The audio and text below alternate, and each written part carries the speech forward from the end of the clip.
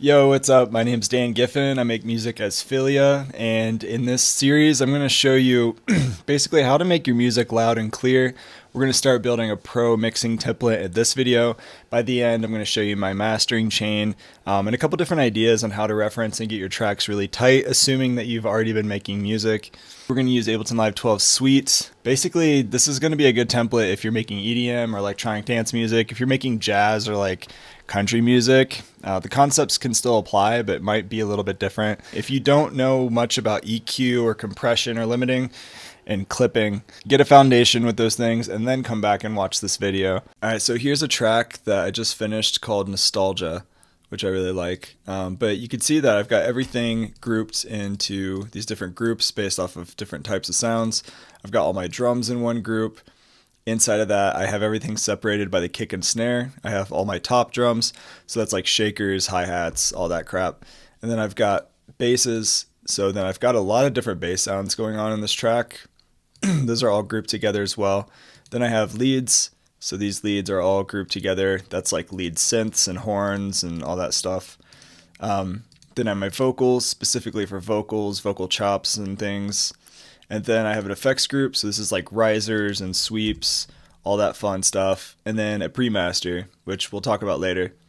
The nice thing about grouping everything is you're creating a cohesive sound and you can treat things together.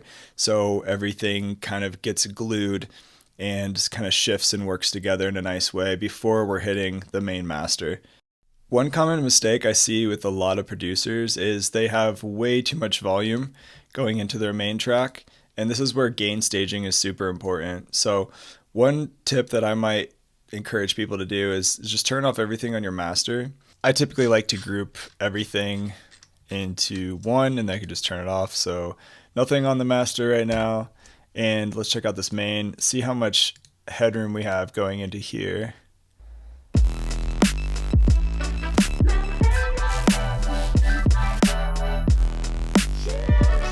Yeah, so it's like -5-ish, -7-ish. That gives us enough headroom to start building up the volume and squish a lot more things together on the master. So just friendly reminder, don't clog the toilet of sound. If you're like newish to mixing, one thing you can do is start just with your kick as a starting point. So if I just go in here and I only mute, say, my kick and snares, let's see what we're hitting with that. Yeah, we've got like a -8 dB-ish, and then adding the bass. Typically, lower frequencies, they take up more headroom, so there's more volume across lower frequencies. So that's why if like you have way too much bass in your mix, it can actually make your mix quieter and makes it a lot muddier.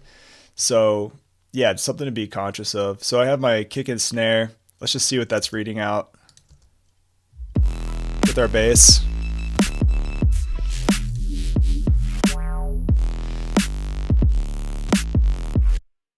So we're still hitting like -8, so that's wonderful. We still have like 8 decibels to bring up. Let's add the leads next and see what that's hitting.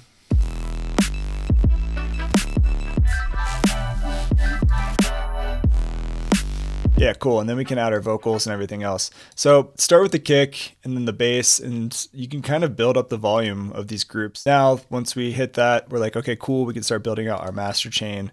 I'm going to turn this on just for now so we can hear the full volume of how everything's balanced. Going into these individual groups, you see I have nothing on the drums group. It's just kind of like a way to organize the kick and snare and the top drums. Open up the kick and snare. I'm actually routing the kick and snare to chain 1 in this premaster. You see I have 2 chains. So kick and snare going into chain 1, and then on that chain 1 is just basically a limiter. I have utility, I can turn up the volume. I don't really need the utility to be honest, but I can turn on Pro L2, which is just a limiter. Ableton's limiter obviously also works. So you could definitely use that as well if you want to. And we can compare those if you want. But then chain 2, I've got my top drums. So these are all just like shakers, hi-hats, percussion-y stuff. And the top drums I'm going to send to my chain 2 of my premaster. Then I've got my basses. You can see my basses are going to chain 1 as well. So the bass and the kick and the snare are going to the same group because the kick and snare and bass usually interact kind of together. That's kind of like the meat of your mix. It's like the most in your face. So that's going to be routed together into their own limiter, chain 1.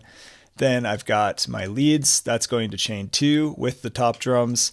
Those are kind of like your mid-range, like more high frequency stuff. So I'm kind of treating those together. And this is just a kind of a combination of a template that I saw in tutorials from like Skrillex and Ahi and other producers I've had on the Ableton podcast, kind of designed my own. And I don't always do everything the same. Like this is not a one size fits all solution. So you kind of have to kind of do what makes sense for you as well. Then the vocals, they're going straight to the main master. The reason I'm sending the basses and leads and the kick and snare and top drums to their own dedicated chains is because I'm trying to like squeeze some extra juice out of them. I'm trying to actually create that ceiling and that wall of sound to make everything louder before it gets to the master.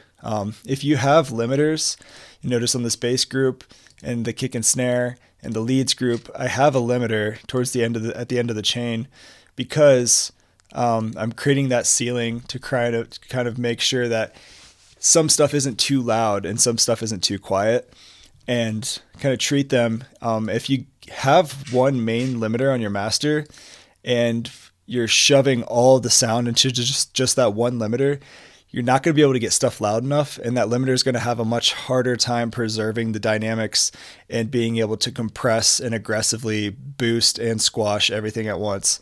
So using serial limiters, great way to build up the loudness of your mix and keep everything super tight.